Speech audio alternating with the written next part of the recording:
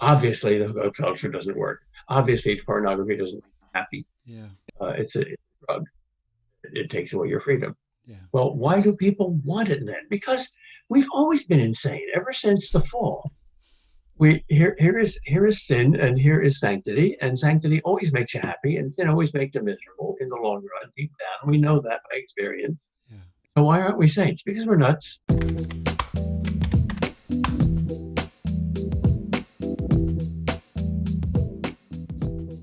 Hey guys, welcome to another episode of The Naked Gospel. It is our hope and vision to see a revival of sexual integrity and dignity throughout the entire bride of Christ. I am your host, Shane O'Neill. Today we are joined by Dr. Peter Kreeft. Dr. Kreeft is something of a modern marvel. He's been teaching for decades at Boston College, but he's also written more books than years he's been alive. I don't know how somebody accomplishes something like that. He's written something like 90 books. Yeah, it's just crazy. So today we're going to be dialoguing with him through something called the Transcendentals, Goodness, Truth, and Beauty.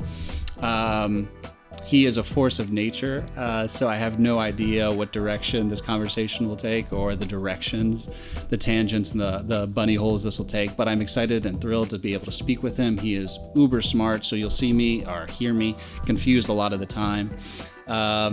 So I'm excited to dialogue about it. If you are listening in, then you're able to view this episode on YouTube if you want. Go check us out at Proven Ministries, and you can watch the video, subscribe, continue to track with us, and even in the comments, let us know people that you want to view, people that you would love to have us dialogue with, and yeah, I mean, we orient a lot of what we do out of what you guys want. So help us along with that, and yeah, let's jump into the conversation. Dr. Kreeft, thanks for being here. For having me. I know neither of us are terribly good at small talk, so if you're okay with it, we'll just jump right in. Let's jump right into the meaning of life. Fantastic. It'll be deeper than our heads, but that's okay. I like it, man. I like it a lot. I've been impacted in my own spiritual formation, my own Christian walk, by engaging in something people call the Transcendentals, Goodness, Truth, and Beauty, and actively engaging them because it seems like they're always a part of my world, and I'm living into them, or they're impacting me whether I know it or not. So learning to intentionally engage those features of life has gone a long way in shaping me. So I was just wondering if you could take a little while to talk about what the Transcendentals are and how they impact us as humans. Well, they're not features of life like planets or colors or geometry. That's why they're called transcendental. They're everywhere. They're attributes of God, and therefore, like God, they are everywhere. They are ubiquitous or omnipresent. Everything that exists is in some way true, in some way good, and in some way beautiful. And these are the three things that we love and need and want and pant after the most. The three things we're never satisfied with. How many good things do you want? Can't set a limit to that. How many truths do you want to know? No limit. When do you want to see beauty? Just on Tuesdays? No.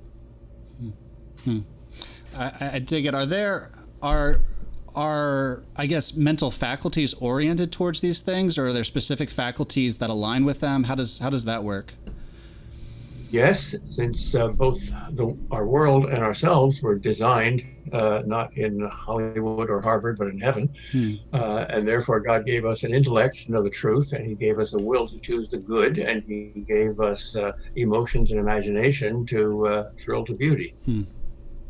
Yeah, that's helpful. Are they isolated in a kind of a compartmentalized sense, or are they intertwined, always kind of dancing and reinforcing one another? How do they? We have only one soul, not three, but it has many powers. And these are three of its most important powers. And many of us find it difficult to integrate them. For instance, we think that the good is not very beautiful. It's sort of hokey and boring and repressive. And we think that the beautiful is wicked and dangerous and not very good.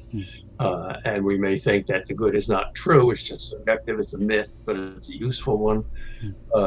So they're not necessarily integrated well in our psyche, but that's one of life's great tasks, to connect everything that is good and true and beautiful, because all truth is God's truth, and all good is God's good and all beauty is God's beauty in his own. Amen. Amen. So looking specifically at beauty, we use, a majority of the time we use a lot of imagination, I reckon, to engage with beauty. And so when it comes to the connection between beauty and imagination, there isn't a lot of aesthetic value. We don't place a lot of value on aesthetics, at least not as Protestants, we don't. But learning to interact with beauty, and not just in a fantastical sense. A lot of pornography and hookup culture is oriented around fantasy, and it seems like we're all using imagination and engaging in beauty, but there hasn't been a priority of intentionally engaging beauty. So it seems to me that we're being exploited by something we're not realizing. And so what is beauty, and how does imagination in particular interact with beauty? Well, in one sense, beauty is usually prior. It's the first thing we notice, and it's the thing that attracts us the most. Our culture is kind of schizophrenic in that we don't expect true and good things to be beautiful. Most ancient cultures did. In ancient Athens, for instance, you got free room and board in the town hall if you won a prize at the drama contest. We're the best dramatists. Oh, wow. We rewarded their art. We expect our artists to starve and to be rebels. That's a shame. Because there's nothing really more beautiful than a saint. And there's nothing more beautiful than truth. For us to reduce beauty to merely physical beauty shows how shallow we are. I'm curious. I remember reading some time ago. Soren Kierkegaard, he talks a bit about the finite, the finite and the infinite, and how those are two aspects of humanity, in the sense that we're all localized, we're confined by circumstances, we only have so much, volitional power, we're embodied. But then in the infinite sense, we also have longings, desires, and hopes that go beyond our body. And so somebody who emphasizes the finite over the infinite, they end up becoming disillusioned with their hopes and dreams and longings, and so he uses the word despair to characterize what happens there. And then with the they're suppressing themselves. They're suppressing their own hearts. Yeah. You can't help wanting more than you have. Yeah. You can't help having a lover's quarrel with the world. So Kierkegaard, I think, is an excellent philosopher for explaining the details of what's often called the argument from desire. We never have enough truth, enough goodness, enough beauty. Every other desire we can satisfy, but that we can't. What does that mean? There's a line in one of Robert Browning's poems that gives the answer. A man's reach must exceed his grasp, or else what's a heaven for? So that's a very strong argument for the existence of something more than this world. Yeah. Every desire that springs from the human heart corresponds to something real. For every hunger, there's a food. For every thirst, there's a drink. We're lonely, so there's companionship. We have sexual desire, so there is sex. We're curious, so there is knowledge.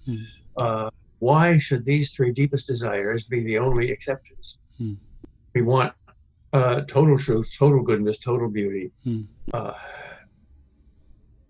If every other desire can be satisfied except this biggest one of all, then life is a very clever, dirty trick. And some people, nihilists usually, who say life is indeed a dirty trick, they can embrace that, but embrace that. Yeah. So because he talks about that with the infinite, connecting it with something like fantasy, where people just embrace the infinite, and then they live in kind of a fantasy. And it doesn't take, obviously, kind of desire and longings are, in that argument, are connected with fantasy. And it strikes me as kind of like a post-humanism or a transhumanism, where people just live in this fantasy, whether it's, video games or pornography or whatever. And I was curious to know, because then it doesn't take me much work then to connect that to beauty and imagination. And so something like C.S. Lewis's argument, The Problem of Pain for desire, how closely associated are longings and desires with beauty in particular? Well, beauty is one of the three transcendentals. It's in itself infinite. We're never satisfied with finite amounts of it, and yet we cannot imagine the infinite. There's never been a good movie about heaven. All our concepts of heaven are pitiful. We're much better at imagining hell than at imagining heaven. And in our fiction, we're much better at our villains than our heroes. Very difficult to write a good fiction about a saint. Why would you say that is? I'm actually kind of just, it's a tangent, but why do you think that is when it comes to heroes and villains? Why can we imagine the villain better and thus describe him better than we can heroes? I don't know the answer to that question. Let me think for a minute. One obvious answer is that we're closer to being a villain than being a hero. Yeah. And it's very easy to create your own protagonist in your own image. But since there's a little good in the worst of us, as well as a little bad in the best of us, why is it so hard for us to take the good in us and expand it into heroes? It's so easy for us to take the evil in us and to expand it into villains. I don't know. Well, thank you for letting me ask. Ask me again next year. I will. It's true. I will. It's one of these strange data that doesn't seem to make sense, but you know it's true. Yeah. I will follow up with you in a year. I reject simple answers to that question. Such as the very distinction between good and evil is imaginary and we're making it up. Or the Calvinist doctrine of total depravity, where evil and the good is nothing. Or liberal optimism, where good and evil is nothing. Yeah. That doesn't work. Yeah. I dig it. I will look you up in a year. How about that? I thank you for letting me ask. I appreciate that. So when it comes to then truth with, I think you mentioned reason earlier. Let's see. So at a macro level, there's kind of a postmodernism of I guess your truth is your truth, right? Like whatever is true to you is whatever. I just finished writing a 4-volume history of philosophy, and I must say that I have learned something valuable from every single philosophical school in the history of human thought, including perversions like Nazism and communism and even Satanism. The postmodernist school of deconstructionism, I think, is the only philosophy that I find absolutely and totally worthless. It's simply not serious. There is no truth. That's the only truth. Let's deconstruct everything, take everything apart, and rebuild nothing. It's all fake. Well, then that's intellectual suicide. Yeah. That's not even the perversion of something good. Skepticism is. Skepticism, which despairs of finding the truth, is at least a desire, and it's the tragic situation that this deep desire to know truth with certainty can never be attained. Something noble about that. It's mistaken and it's tragic, but it rises to the dignity of despair. I don't think deconstructionism does that. I think they're just jerking our chains, playing a game with us, taking their tongue out of us. Yeah, that's heavy. So I see that at the macro level. Even somebody like Umberto Eco, who says that maybe even like book titles or chapter titles shouldn't be used because it leads people into a kind of frame of reference. He's not a deconstructionist. He's a little bit of everything. He's all over the place. Okay. Yeah, fascinating guy. Yeah, he is. Yeah, I remember reading that argument, and it baffled me for a few years. And then at the micro level, especially with something like pornography or hookup culture, where people, especially Christians, seem to know it's wrong, yet nonetheless they engage it, and they lie to themselves by saying it only impacts me. I'm single. I'll get, this will go away once I get married. We're very good at fooling ourselves. Yeah. Yeah. So what? I guess my question would be, what is the significance of being truthful and using reason in a way that is truthful? Like, is there any kind of moral merit or value in being honest in the way that you reckon with life? I'll use Neitzsche as an answer to that question. Neitzsche is probably the most passionate and consistent atheist who ever lived. And he says, I'm going to give you an idea that is the most dangerous idea in the history of human thought. No philosopher has been courageous enough to ask this question. As all other philosophers have said, my system is true and other systems are not true, and they have different systems. I question truth itself. Why truth? Why the will to truth? Why do you want truth? Why not prefer the lie? That's a very strange question because it's unanswerable. Because any answer presupposes that this is the true answer. The very enterprise of questioning and answering presupposes the will to truth.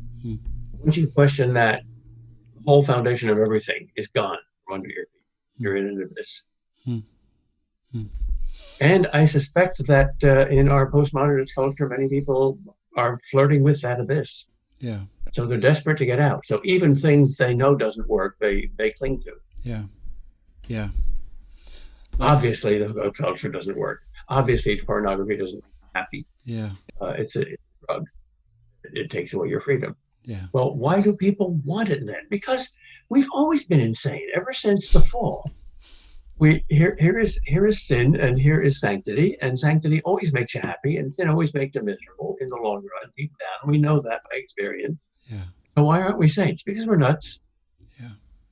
God says, here, do you take my right hand, my will be done, and that's the secret of joy, or do you take my left hand, your will be done, and that's the secret of misery? And our answer is, that's a tough one. Let me think about that for a minute. Let me try the left hand. Maybe it'll work this time. Einstein defines insanity as doing the same thing over and over again and expecting a different result the next time. By that standard, we're all insane. Yeah. Yeah, for sure. So what I hear you saying is that it, with Nietzsche is one, it assumes the answer in a sense. And in another way, you can't live any other way other than to try and live. He tried to, and he literally went insane. Yeah. He spent the last 10 to 11 years in an insane asylum. Yeah. Yeah. And it wasn't just his syphilis. It was his philosophy. Yeah, that's heavy. Okay, so thank you. Jumping into goodness with conscience. Again, I think we see the intertwined nature of these transcendentals, because the same kind of micro illustration of the person who says, pornography only impacts me, and so it's not bad, it's not detrimental, and they reason through that. It is an ethical reasoning, especially, even for somebody because it's across the board. It's as much. You can rationalize anything. We have such powers of reason, especially if we're intellectuals, that we can fool ourselves amazingly. We have here in the part of Boston, which is the Athens of America, the brains of the country, we have a saying, that idea is so insane, it must have been invented by a philosopher. Or alternatively, you'd have to have at least two Ph.D.s to believe that idea. That's because the cleverer you are, the more you can fool yourself. Farmers can't,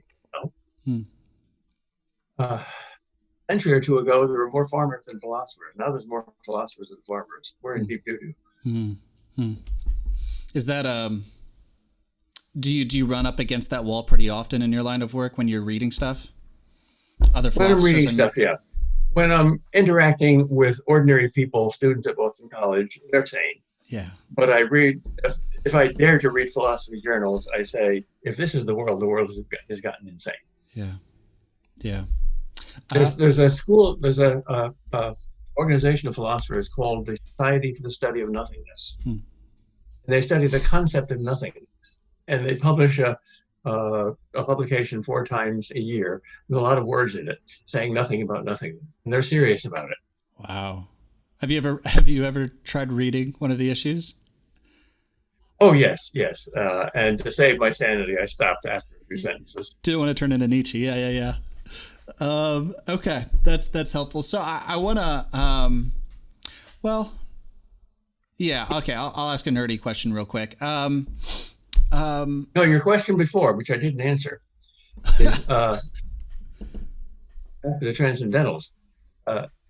The good and the beautiful both have something in common.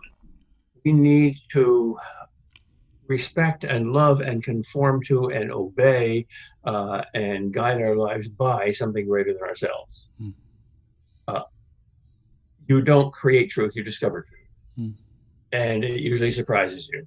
And you have to give up your prejudices and your preconceptions and your mistakes and your errors and your false premises. And the good, similarly, is uncompromising. You're not totally good. Our conscience tells us that. And that makes us feel some sort of guilt, and that's uncomfortable. True, you have to change. And the same is true with beauty, even though in a more delightful way. Here is something that you can't fully understand and conquer. You didn't invent it. It's wonderful. You're sort of out of, not so much out of control, but out of comprehension. If you see something beautiful, really beautiful, that gives you a kind of ecstasy or out of body experience, that's like mystical experience. You're drowning in it. It's over your head. Yeah. Little bits of beauty that we can control are just, passing. Yeah. And if that's all you can do, that's pretty shallow, but that's at least an oasis in the desert, a little relief. But real beauty, the music that breaks your heart, the art that breaks your heart, that's something that you're defenseless against. You may create art as a communication of beauty, but you don't create beauty itself any more than you create truth or goodness. And since that's so special and rare and desirable and unusual and demanding and hard to do, we prefer the kind of truths that we make up, ideologies, the kind of goods that we make up, our own comfortable ethical systems, and the kind of beauties that we make up and that we can control. And that's certainly true in terms of sexuality. To give your whole self to another person, body and soul, in marriage, that's much more demanding than just to have a little part of it, a little bit of thrill of either without babies or babies without sex. Your body without soul or soul without body. Yeah.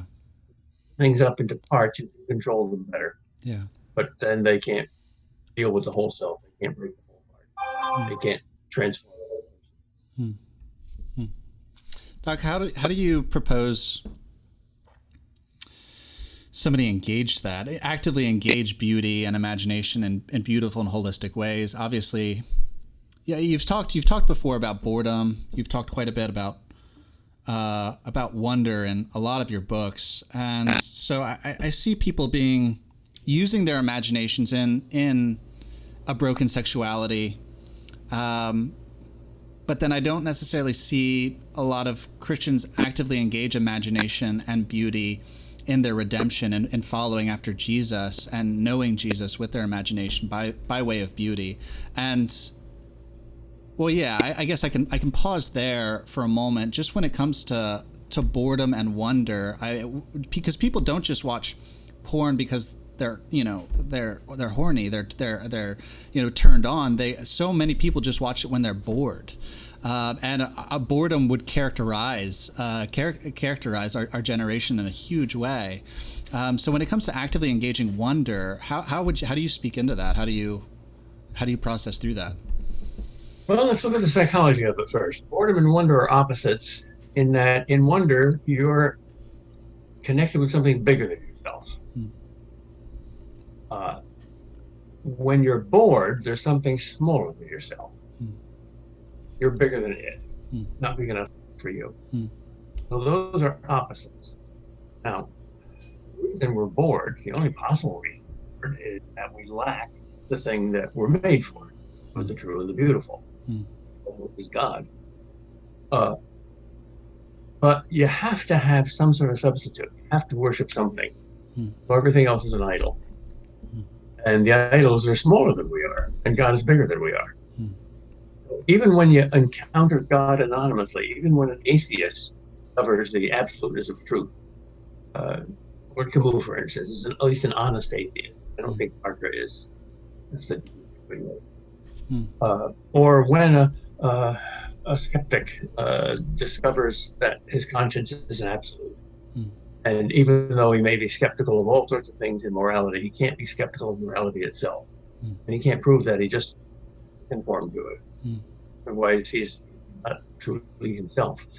And when the beauty is so big that you can't control it, it results in tears, which is a strange thing. Why both joy and sorrow are expressed in the same way?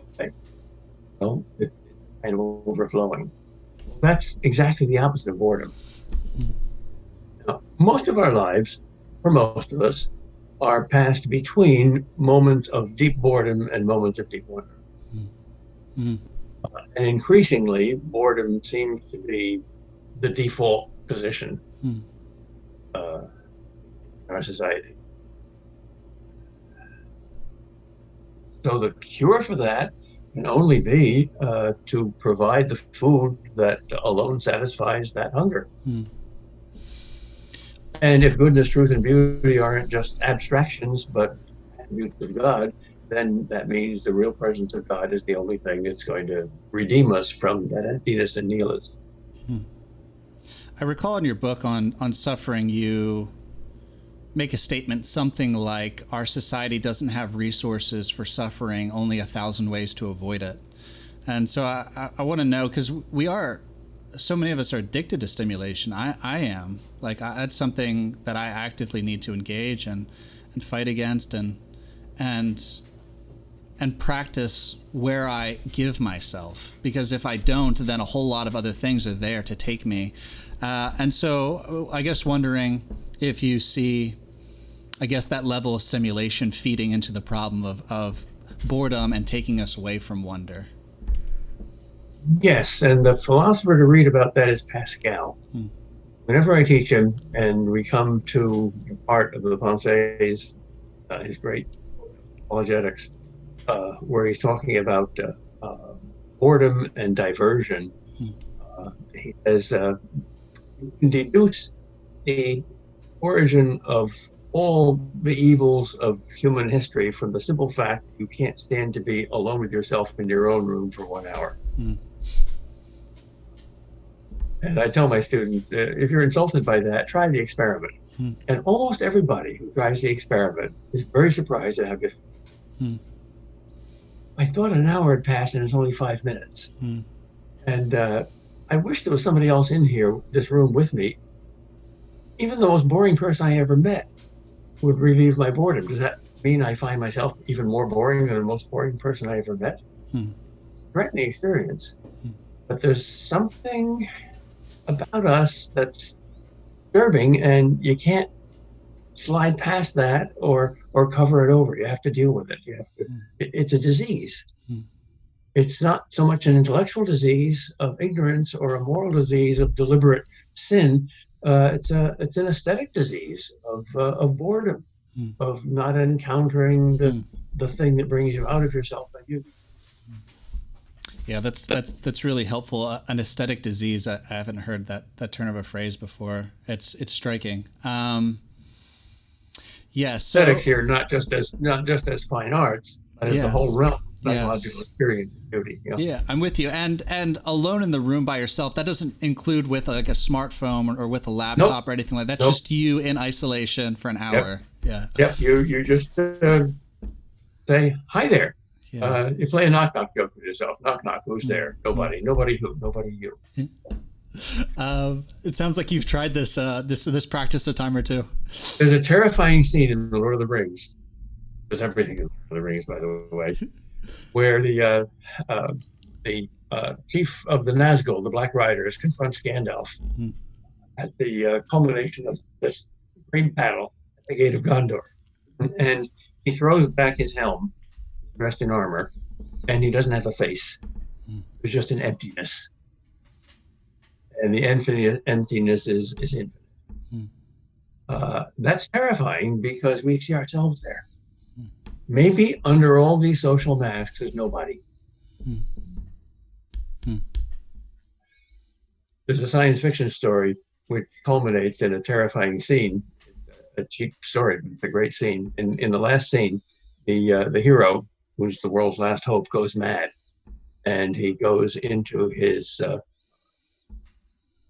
bathroom and turns on the light and looks at himself in the mirror, and little bits of his world has gradually been disappearing one by one, and the final stage of his insanity is he finds he has no faith. Wow.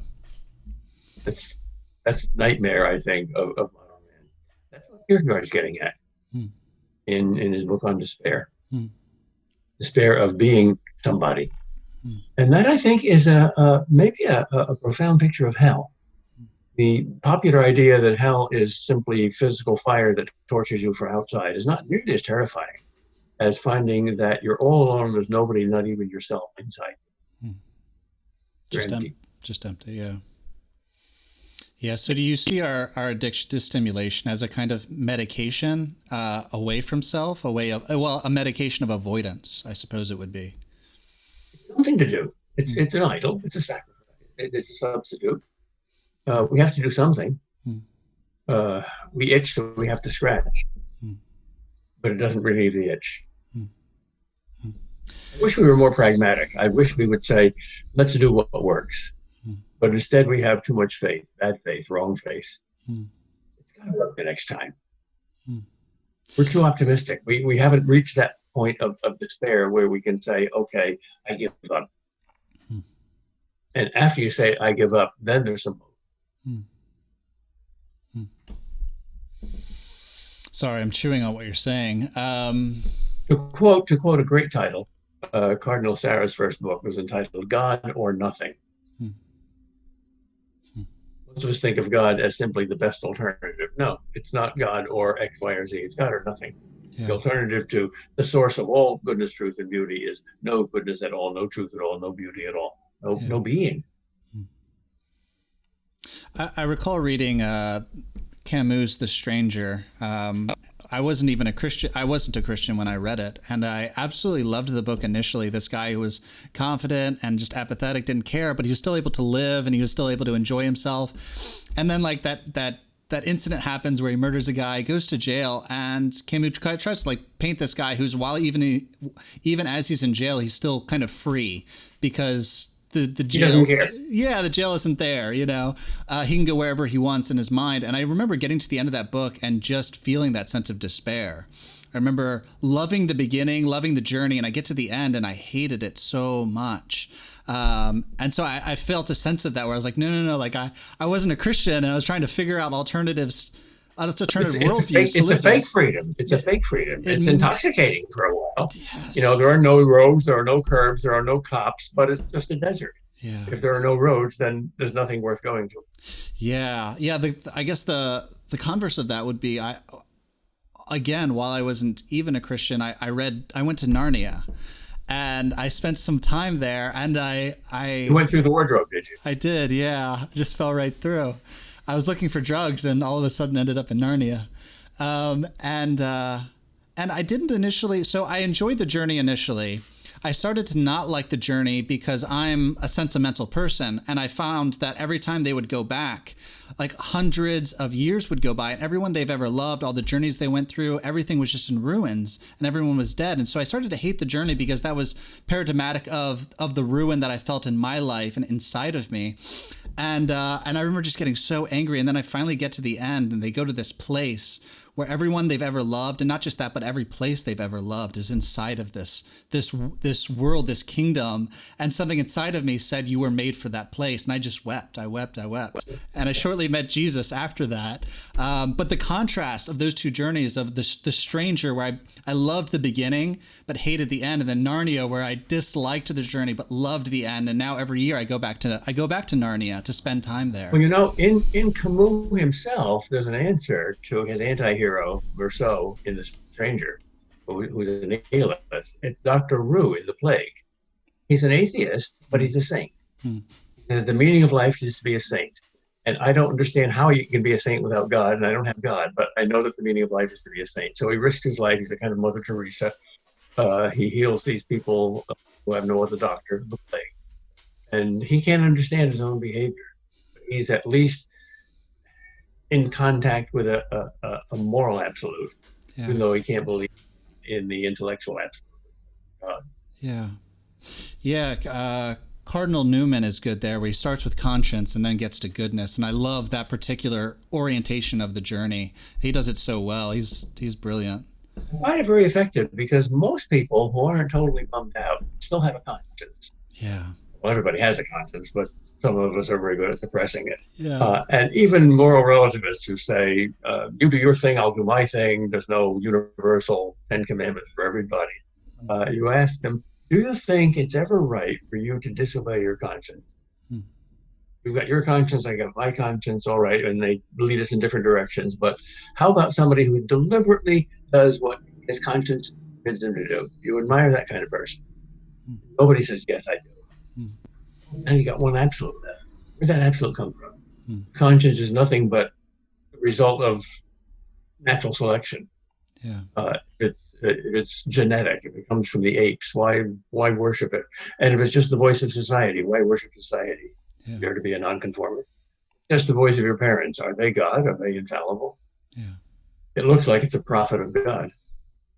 That's a kind of dangerous argument because it might turn them into total rebels, like some of Dostoevsky's characters, Raskolnikov in Crime and Punishment, or Ben Karamazov, Brothers Karamazov. He tries to kill his conscience.